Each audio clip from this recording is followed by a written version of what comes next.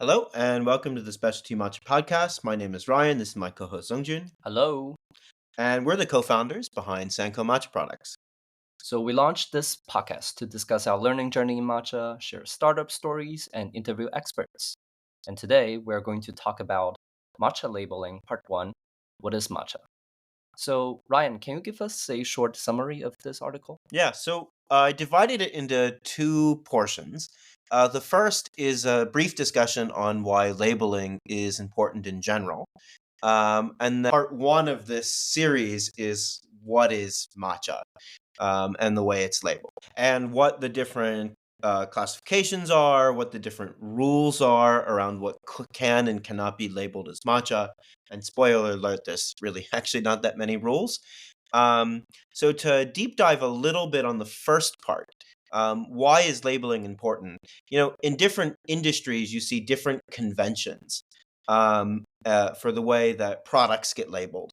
So, for example, in a product category like beer, typically something is given a name and then there's some descriptive subtitle, right? This product's name is blank and it is a New England hazy IPA, for example.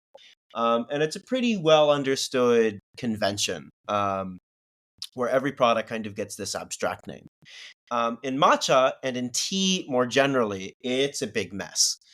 It's as big of a mess as labeling in wine. Anyone who first walks into a wine store and gets into wine at first, you walk in and you're flooded with names of regions, names of grapes, names of producers, names of blends, and it's very hard to untangle what it is that you're actually buying. Yeah, without the formative experience of the implication of those regions, what exactly does a Pinot Noir taste like, or what exactly is the difference between a Syrah and a Shiraz is very confusing, probably to a lot of beginners. Well, Syrah and Shiraz are actually the same grape, just whether or not it's grown in Yeah, Australia or yeah, grown in the rest of the world. yeah. So it's- It's extra confusing, and although they do have very distinctive flavor profile. that's true. Yeah. Actually, it's even more confusing. Mm. I was recently, I follow a wine person on Instagram, and they were describing that, in France, they almost will never label the cultivar on the label. You kind of just have to know, but you'll never see a Cabernet Sauvignon, a Merlot, a Shiraz on the label explicitly. You just have to know, this region of Hermitage is Syrah, which is like just compounds the confusion. Which is it's even worse in matcha because most of these old blends don't have transparent labels, so you don't really know what it is you're drinking. Yeah, it's intentional to hide, what exactly is going into your can of matcha that you just purchased for $80. Yeah, It's very intentional. The artificial barrier to hide or to shelter the information behind the master blenders. yeah. And just to illustrate this point, and please excuse my poor Japanese pronunciation, I'm have pulled up a website where you can buy matcha from multiple different traditional vendors, and I'm going to read off a couple of names from a diverse group of vendors, so we're not picking on any particular matcha brand.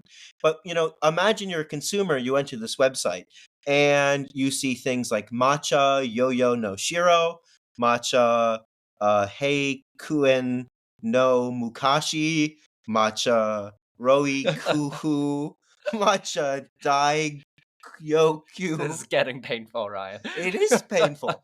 I can't pronounce these as an American.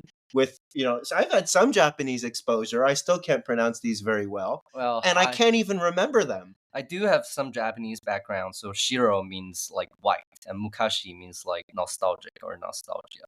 But still, what does it mean? I have no idea. And you can keep scrolling down the page, and there's around 100 products with all of these very obscure Japanese names. And I'm willing to bet that most people are not actually able to develop a set of complex preferences with names like those. Maybe for one or two that they found that happened to be a particularly good value. Um, but for all of these, I don't know. I think it would take me a lifetime to figure out what in the world the difference is. And you click into them, and there's no information. I don't know what cultivar it is, and sometimes I don't even know what the intention of the blend is. Like, really, for someone like me, I'm looking at the color, the price, and maybe the reviews. And then there's some very long description about the poetic name. And it's really complicated when you start studying matcha, when you're trying to find value. Just what not only are you searching for your own preferences, but you're also trying to find value, is what most consumers are doing. And the current ecosystem makes it very difficult to do that. So, Zongjun, why do you think some categories of really good naming conventions, where it's either descriptive or there's like usually a little sub description so you know what you're getting, and why some are so complicated, like in wine or in tea? That's a good question. I mean, for a good classification, you really need to have build this structure of categories, and these categories can be subdivided into more detailed categories, so that you really have a very structural sense of what exactly are you end up deciding or end up going into different routes. What exactly is the difference between a highland versus a lowland versus a spacei versus a islet, and what exactly are what's the malt choice, what's the peated level, what's the level of ppm, like all of these informations help you to make decisions of what to expect by the end of the day. By having those information in the label, I think really would help consumer to have the ability to build up this knowledge base to be able to reference in the future, that okay, I tried this new scotch, I tried this new wine, and it tastes so different or so similar to a wine or a whiskey that I've tried before, and they would be able to have the comparison, have the reference, and be able to develop a preference on top of that. Whereas in matcha, like that I think it's really hard. Yeah, because even wine has it a little bit better, right? A lot of places from the New World, or even now in some the back of some labels, you have some sense of what's in these blends. But that really hasn't fully crossed over into matcha yet. It's still very much this black box blend. And the only thing that you can cling to as a consumer to develop preferences are some poetic name that I'm just going to use myself as an example that I cannot pronounce. And to be honest, I cannot remember. We've been ordering the same matcha to do all of our marketing videos. I don't know, for the past 6 months. I still don't know what it's called. I have to keep the link in an email to re-find it. uh, That's hilarious. I mean, I think part of the reason is that these master blenders, um, they really need to have create this some sort of almost like a business moat to protect their plan, protect their knowledge, and create this artificial difficulty for more people to be able to outcompete them. Yeah. And also, I guess the historic business model and the way the economics worked for tea, a lot of these are custom blended for the preferences of certain Iamotos or the grandmasters of Urasenke, Amotosenke, other Japanese tea schools, or even certain temples have their own custom blends that you can buy, and they have different price points. But even within just Amotosenke or Urasenke, I mean, you sometimes have 11 or 12 different levels within each, all with different poetic names. And I would love to like understand what the intention is behind them, but no one's really explaining that. And it's a very expensive thing as a consumer to find. And even if you do learn that, that knowledge is non-transferable. Whereas you buy matcha from some of these newer matcha companies that are doing single cultivar, single origin, right? I know, okay, I have actually a pretty good understanding of what Asahi cultivar matcha tastes like, or Uji Hikari, or Yabukita, or Okumadori. And I can start developing a real set of preferences, which is so exciting about the new generation of vendors that we're seeing. And the labeling and the way that they're changing labels so that people can actually develop a set of complex preferences versus living in this sort of world of mystery. So Ryan, some people might argue that like there are merits of all these matcha blends. It's just like blend whiskey or blend puer. Like blend of certain or different types of cultivars or ingredients can create a more complex flavor, or a more consistent flavor for a specific product. Do you agree or disagree about that opinion? And what's your take? Yeah. Well, I mean, it really treats it as a product, right? A product that is replicable, right? Mm. Because the new age of vendors, right? They're even giving vintages. It's not really a replicable product in the same way that like Coca-Cola is, or Pepsi is, or Budweiser beer is, right? But that is what those old Japanese companies are trying to do. Where these new age specialty matcha companies, they're embracing the seasonal differences. They're not looking for consistency. They're looking for a really good tea with an interesting story to tell, to highlight the differences of the fact that it's an agricultural product. And maybe some years it's better or worse. Maybe if it has a little bit of age on the tensha, it had a chance to calm down a little bit. Or, playing with all these different parameters. To kind of expose what makes it fun. And the weird part is all of that stuff that we, as sort of Western minded people who enjoy specialty food and beverage products, enjoy, is all in the back end of these traditional companies. It's like part of the process, part of the manufacturing. They're trying to abstract all of that away from you. Now it's being moved straight into the light.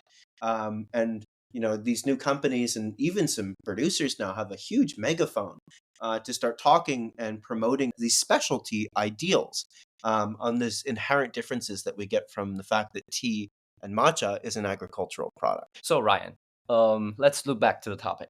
What is matcha? What do you think is matcha? And if we were to create a new label system for matcha, like what needs to be on those labels? Yeah. So there's a subcategory in the article that we wrote that's titled The Murky World of Defining Matcha, which I think is a pretty nice visualization of what this actually is, especially because liquid matcha is so opaque. But, it depends. And well, let's just focus on Japan for a second.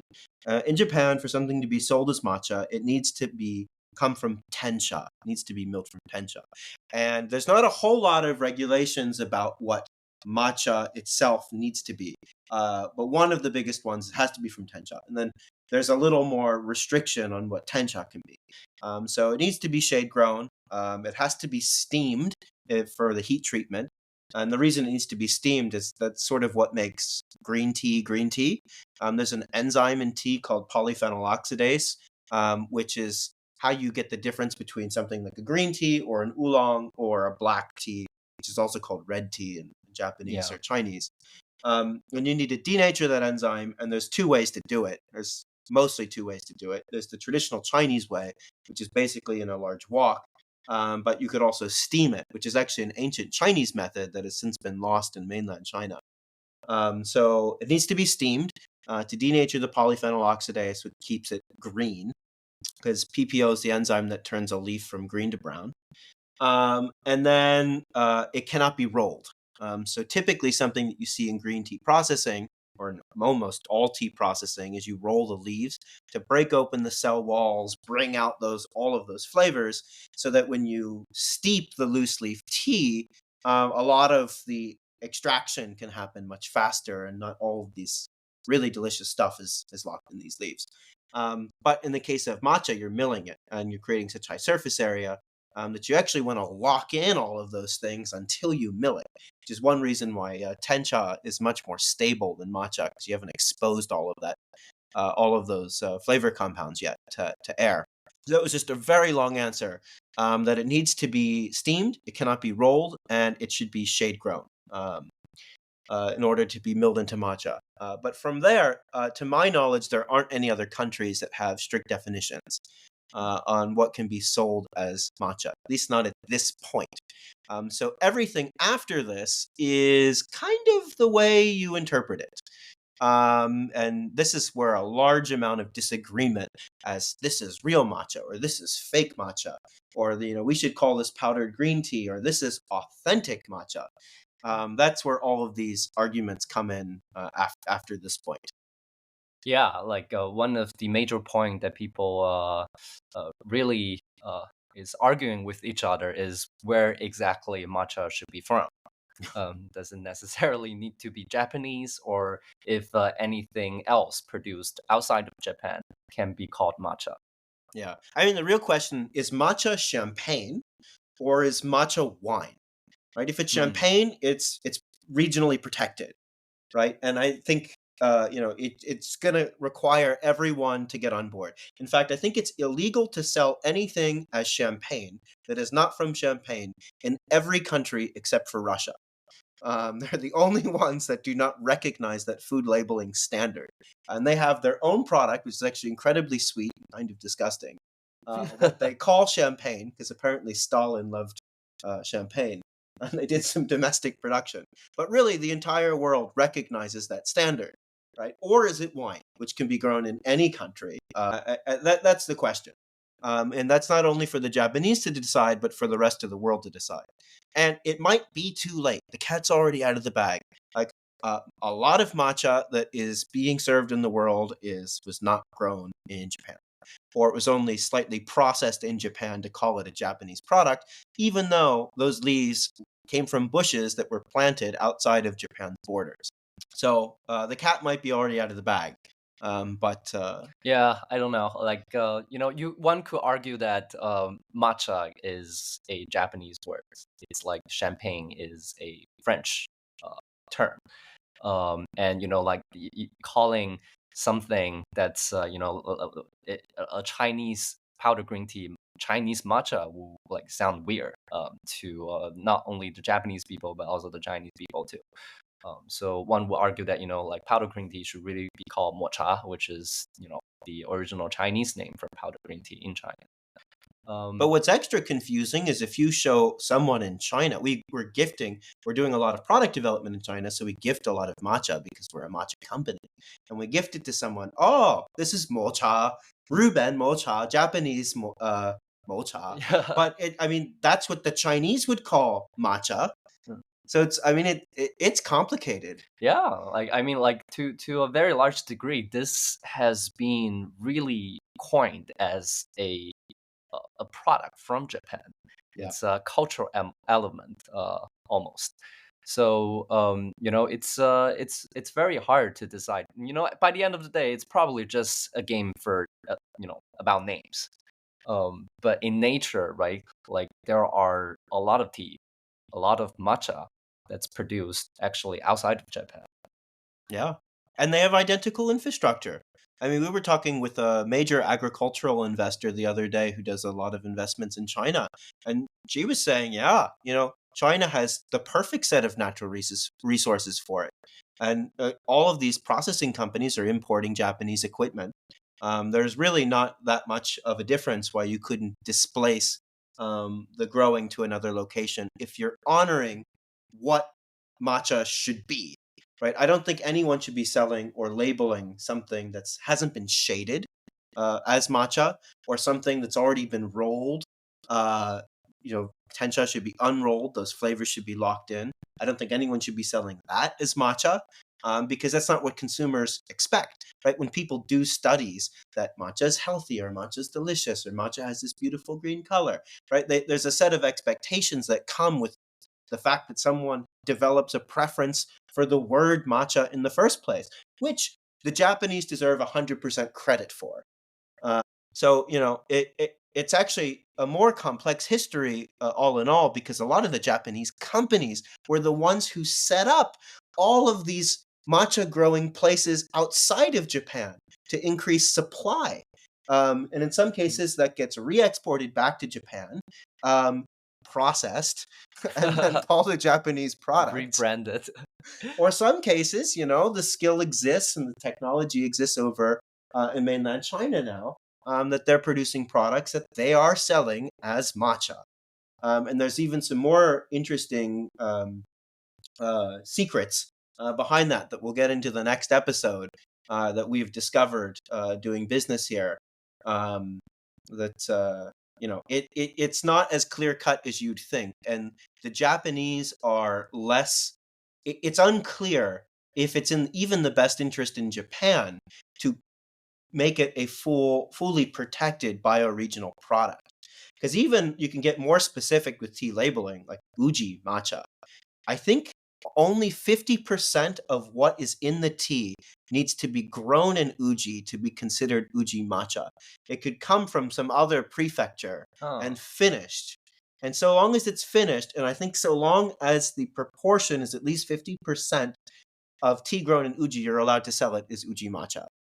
So there are all of these weird, dirty tricks. It's that most consumers just have no idea. yeah. Um, That's very interesting. And they like people probably won't be able to taste the difference. and the people in Uji are probably the ones making the money. So like, Yeah, this is all very interesting. And there's this just physical limitation that exists out there that we won't have enough land in Japan to sustain the growing demand of matcha in the future or labor. or labor. That's just not physically viable. So like whether or not you like it, these tea growing regions outside of Japan are making matcha now, and they're making good matcha. Yeah. And we don't think this is in any contradiction to preserving heritage farms, supporting traditional methodologies. That's why people love getting into matcha in the first place. And there are many different sets of consumers that value different things and are willing to pay different amounts for different products with different levels of differentiation, which is a lot of different. But but it's true, and someone who is very low income, right, may still want to drink a matcha like product and doesn't want to drink something watered down. And you can produce something in other countries for way cheaper that yields a similar result using similar set of intentionality and processing. Because let's face it, the really traditional stuff in Japan is getting more and more scarce. I think Kettle Zach from Kettle just wrote a blog post saying that they are really trying to increase the number of farmers they're working with because a lot of the people they worked with in the past are all quote unquote getting discovered.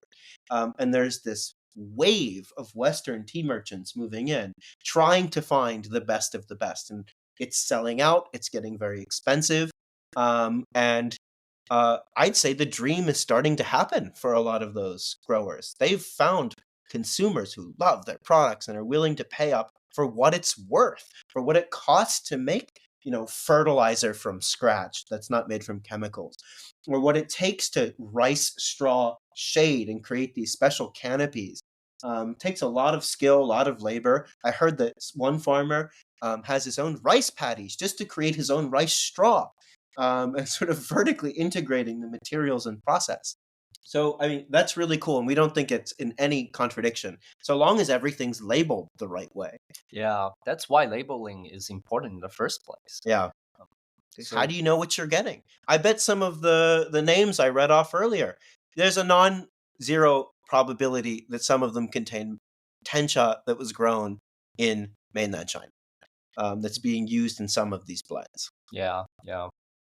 It's really like offering consumer the information and offering the choice, the option for them to choose. Like you can develop a a preference, or if you have the financial capability to sustain a preference that's solely only uji matcha, best of the best, or you might find some more wallet friendly options out there that still can taste pretty good. Yeah. And if they're labeled the right way, you know how to identify them now. Hmm, hmm. Right? Otherwise, you have no way of identifying them. Like, what do you have to hide behind a very abstract, complex label, right? And that's why we're such advocates of specialty matcha and taking specialty principles, like you're seeing in bean to bar chocolate or in wine, or in coffee, to bring all of that towards the consumer, so they can actually say, oh yes, I prefer this or this or this. It's really powerful actually to have an educated consumer base, because if you don't, then they're just going to take shots in the dark. The website that I just mentioned, I love them as a vendor. We find a lot of great value there, which is one reason why that we buy that matcha in bulk for our videos, and for a lot of our testing. We find fantastic value, great color products. But like, you can't develop really a strong set of preferences for a lot of these, because they're so mysterious. Yeah. But I guess one of the major difficulty will be the enforcement of these policies or these labeling, right? Like, of course, a product that gets sold as uji matcha will probably, be sold for higher price. You end up making more money, more margin. So how to enforce transparent labeling to the vendors, I think, will be a very challenging Well, thing I, in the I think future. that's the beauty of it. When you have a large enough consumer base of people with well developed preferences, they won't want these black box products, where they don't know what's inside. Right? An educated consumer base wants a Pinot Noir from California, from some particular vintage, and maybe even they like a particular producer. And if that producer is not available, this other one that they know is, and they'll like that. I mean, that's the beauty. It's really a bottom up approach, to demanding these types of labels from the market. And the tea companies that embrace that, um, can win out, because no one wants to not know what they're buying, which is ultimately what's going on in a lot of these blends, unless you've really developed a personal experience with that product. But there's too many to develop personal experiences with. It's a bit of a shame. Yeah, yeah, you're right, Ryan. But I guess my point is that, how exactly are you going to prevent, essentially people not lying on the label? Without certain legal establishment, you can, simply just not telling the truth. Yeah. No, I mean, that comes down to enforcement. So not only defining what can be labeled as what, like what is uji matcha, what is yame matcha, what is Chinese matcha or mocha, whatever you want to call it, and whether or not that's enforced. And you see that in different ways in different industries.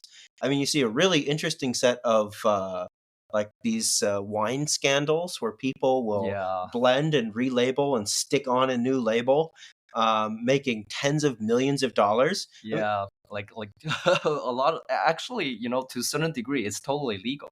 Like there are a lot of grapes being transported from countries like Georgia mm. into like Germany or other big wine producing regions, against processed over there and becomes Italian wine or German wine. Oh, we actually experienced this. I was in Mm. Bulgaria last year, and there was a German guy that owned what was really a very cool vineyard, and he has a refrigerated tanker to move grape juice from Oh. Bulgaria, where there's relatively cheap labor, to this little town in Germany where he owns a winery processing facility, and he processes it all there as German wine. Apparently, there's some tax advantages too. Oh, that's hilarious. And it's labeled, and we saw it. It was labeled as it's a product of Germany. No associations to Bulgaria there. And it was fantastic. Like, I really actually don't see anything wrong with that. But I mean, you see it in other industries too. I mean, look at pu'er tea. Pu'er tea. There's this great photo. Think it was from Glenn from Crimson Lotus Tea, who does a ton of tea sourcing in Yunnan and for pu'er. And there's this giant box of stamps from all of the famous pu'er houses: Songping Tongping, the Zhongcha, Gushu Cha, all of these different stamps that kind of are different labels that people who know pu'er, what they like to see. And you can literally take any of these pre-made brand labels and slap it on any piece of paper and put in any tea you want. Well, that's just sheer counterfeits. But like uh, talking about like green tea industry in China, though, like Biluochun and Longjing, a lot of these tea are actually from like places like Sichuan or Guizhou. Yeah, Uh, not from like Hanzhou in the case of yeah, Longjing. yeah. So like not only like you have Chinese matcha or Chinese mocha supplying the Japanese matcha industry, but within China you have like tier 3, tier 5 tea growing regions supplying like Longjing and Biluochun, which can be easily sold for higher prices. Yeah. No, it's a big problem. And how do you trust? Right? Then it's all a trust-based system, Mhm. which is, that makes it much harder to have any type of consumer confidence. Which is actually probably largely where the tea industry is at right now. It's all based on trust, either from companies that have been doing this for hundreds of years or from new vendors. And I think part of the reason why the specialty movement exists within matcha is these new vendors needed to establish trust. If someone's showing you pictures of the farm, the altitude, how many days it was shaded, you kind of know, you can trust them a little bit more than if someone's just selling you this mysterious green powder, which is kind of what happened 10 years ago. There's tons of matcha that was very undifferentiated that flooded the market because tons of people were interested in it because it was healthy, but it's really hard to trust those brands, and the quality was really like a crapshoot, what you were going to get. And I think that's a lot of these new companies, single origin, single cultivar matcha companies you see now, are a reaction to that. And finding other ways to build trust through transparency, which is really what we're all about, and what we're very excited to see these principles start getting to applied to matcha. Yeah. So moving forward, I think this is really a very beneficial path for not only the consumers, but also the tea farmers and tea makers. Yeah. Not to even mention the economic benefit to the tea farmers, right? There is a lot of power in these blend houses. There's a lot of history and tradition. We don't want to discredit that, but they're setting the tencha prices for the farmers, and they're setting the prices of their products. They have a lot of power. So it's this notion of transparency could have the ability to really disrupt that power dynamic. So Zongjun, when it comes to matcha labeling, what's one thing that you would like to see happen within the matcha label industry in the future, or what's one thing you would like to take away even? Like, what's a change that you would make if you could wave a magic wand? Yeah, definitely not a ceremonial grade matcha, but a ultra ceremonial grade Pro Max matcha. That's what I want.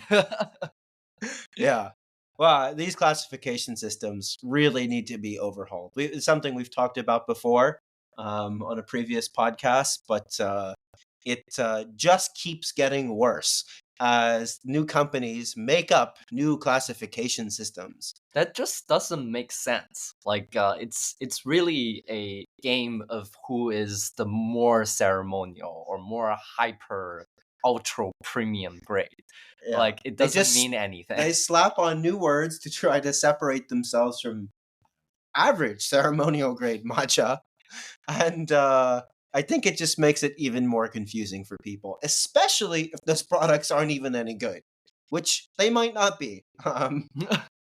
You just don't know. So I actually have been compiling a list because we get a lot of targeted Instagram ads now for new matcha products. Considering that that's sort of the social media diet that we have to consume now. And I keep getting all of these ads targeted for these different matcha products that are labeled in different ways with all these different classification systems, and a lot of them are made up. Here are some of the ones that we've seen in this list I've been compiling: premium authentic matcha, premium organic matcha, the world's first A1 premium organic matcha. That one, I really have no idea what they mean. Premium grade matcha, hyper premium grade matcha, super premium ceremonial grade, stone ground usacha grade, imperial grade, rare ceremonial grade. And the list actually goes on a little further. But I don't want to beat this horse dead. Um, I don't want my A1 grade matcha, Ryan. I want A plus one. I went super premium organic rare imperial grade matcha. That is what I want. Wow. So if I could wave a magic wand for labeling, it would be that all these new matcha companies stop making up classification systems, which are really just confusing consumers. I think it's a real disservice actually to the industry. Or like it needs to be some sort of classification system that you can clearly have the expectation of lower tier, middle tier, or a higher tier. Like it needs to have a tier system, like a tier system in like with respect to quality, with respect to processing method. I think it will be beneficial. Yeah, but I mean, Actually, I could you? no, no, no. Actually, I disagree with myself. Let's cut this part. Oh, that's not even it. I mean, could you imagine everyone has their own tier-based system based No, on different no, no, requirements? that's just bad. Like we shouldn't have tier system. We shouldn't have quality system Well, at all. you need to have quality system though, right? Like that. How do you else do you distinguish between prices? I mean, even in wine, you see different quality levels. You can't just look at the price. No, not necessarily. And also like transparent labeling, it's really about, the information and you let the consumer decides the quality or like how Yeah, much that's they true. want to pay. That's true. Okay. In a perfectly transparent world, you don't need a a classification system saying it's colony grade or ceremonial grade or ultra ceremonial grade. Yeah, like this really doesn't make any sense. Like like the sheer I think one of the very important merits about a transparent labeling is that you really toss the ball back to the consumers and let them decide, what do they like, and you set the price, based on the cost of making these matcha.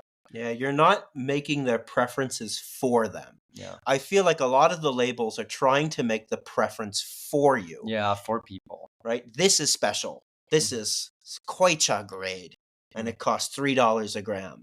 Or this is Usacha grade, or like all of these different use case scenarios or system is really top down imposition mhm. about what you should like and what you should value Yeah. versus the other way around, which is what transparent labeling would mean. All right. Well, I think it's a fine place to stop. All right. That's all we have time for today. So if you enjoyed this episode, please consider giving us 5 stars or sharing this podcast with a friend. And we'll see you on the next one. See you in the next episode.